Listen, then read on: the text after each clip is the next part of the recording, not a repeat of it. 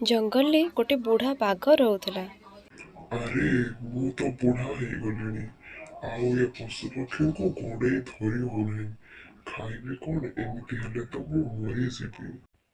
ଏବେ ତ ଖାଲି ମଣିଷ ଶିକାର କରିବା ଛଡ଼ା ମୋ ପାଖରେ ଆଉ କିଛି ରାସ୍ତା ନାହିଁ। ନା ସେମାନେ ହରିଣ ଭଳି ଦୌଡ଼ି ପାରିବେ, ନା ସେମାନଙ୍କ ପାଖରେ ଶିଙ୍ଗ ଅଛି। ବାସ୍। ମଣିଷ ଶିକାର କରିବା ପାଇଁ ବାଘ ଏବେ ଗାଁକୁ ଚାଲିଲା। ବିଲରେ ସବୁ ଧାନ ପାଚିବାକୁ ବସିଲାଣି। ତାକୁ ସମୟରେ ନ କାଟିଲେ ସବୁ ନଷ୍ଟ ହେଇଯିବ। ଆଜି ବହୁତ କାମ ରହିବ ବିଲରେ। ତୁମେ ଆଗେ ଆଗେ ଯାଅ, ମୁଁ ତୁମ ପଛେ ପଛେ ଯାଉଛି। ଦୁହେଁ ମିଶି କାମ କରିବା। ଠିକ୍ ଅଛି, ମୁଁ ତେବେ ଯାଉଛି। ଆଗେ ଦେଇ କାମ ସମ୍ଭାଳେ।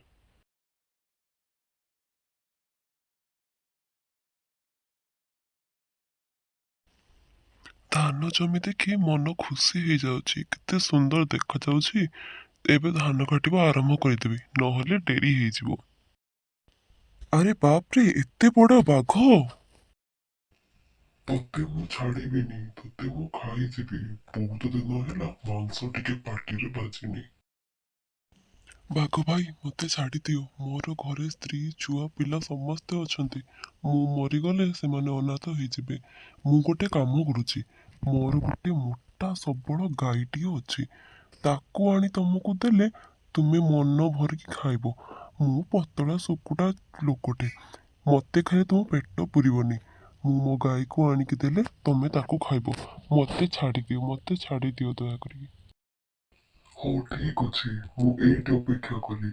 ହେଲେ ତୁ ଯଦି ତୋ ଗାଈ ନେଇ ନ ଆସୁ, ତାହେଲେ ମୁଁ ତୋ ସ୍ତ୍ରୀ, ତତେ, ତୋ ଛୁଆ, ତୋ ଗାଈ ସମସ୍ତଙ୍କୁ ଖାଇଦେବି।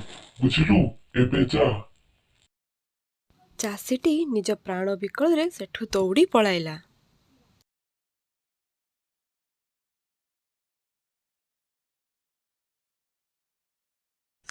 ଜାଣିଛ ଆଜି କଣ ହେଲା? ବିଲରେ ଗୋଟେ ବଡ଼ ବାଘ ହାବୁଡ଼ରେ ମୁଁ ଆଜି ପଡ଼ି ଯାଇଥିଲି। ସେ ମୋତେ ଖାଇବ ବୋଲି କହିଲା। ମୁଁ ମୋ ପ୍ରାଣ ବିକଳରେ ବଞ୍ଚାଇ ମୁଁ ତାକୁ କହିଲି ମୋ ଗାଈଟାକୁ ଖାଇଦବୁ, ଏବଂ ମୁଁ ହେଠୁ ଦୌଡ଼ି ପଳେଇ ଆସିଲି। କଣ ହେଲା? ମୁଁ ମୋ ଗାଈ ସେ ବାଘକୁ ଦେବିନି। ଆରେ, ଗାଈ ନଥିଲେ କ୍ଷୀର ନାହିଁ, କ୍ଷୀର ନଥିଲେ ଘିଅ ନାହିଁ। ଘର ଚଳିବ କେମିତି? ତୁମେ ଗୋଟେ କାମ କର, ତୁମେ ଆଗେ ଆଗେ ଯାଅ, ଯାଇକି ବାଘକୁ କଥାରେ ବ୍ୟସ୍ତ ରଖ। ସେତେ ପର୍ଯ୍ୟନ୍ତ ମୁଁ କିଛି ଉପାୟ ଚିନ୍ତା କରୁଛି।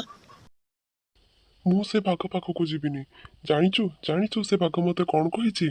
ମୁଁ ଯଦି ଗାଈ ନ ନେଇକି ଗଲି, ସେ ତତେ, ମତେ, ଆମ ଗାଈ ସମସ୍ତଙ୍କୁ ଖାଇଦେବ। ହଁ, ମୁଁ ସବୁ ବୁଝିଲି। ଏବେ ତୁମେ ଆଗେ ଆଗେ ଯାଅ, ମୁଁ ତୁମ ପଛେ ପଛେ ଆସୁଛି। କଣ ଯେ ମୁଁ କରିବି? ଘରେ ସ୍ତ୍ରୀ ଆଉ ବାହାରେ ବାଘ। ହେ ପ୍ରଭୁ, ବଞ୍ଚାଅ।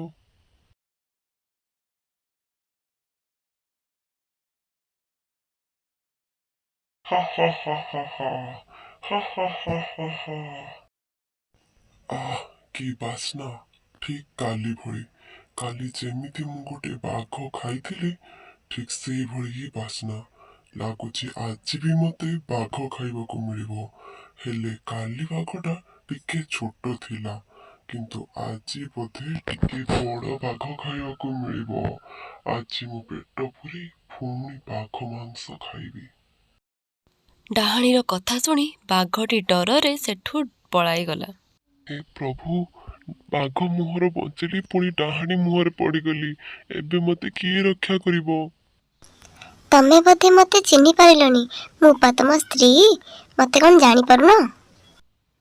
ଆରେ, ତମେ ଏମିତି ରୂପ ନେଇ କଣ ପାଇଁ ଆସିଥିଲ?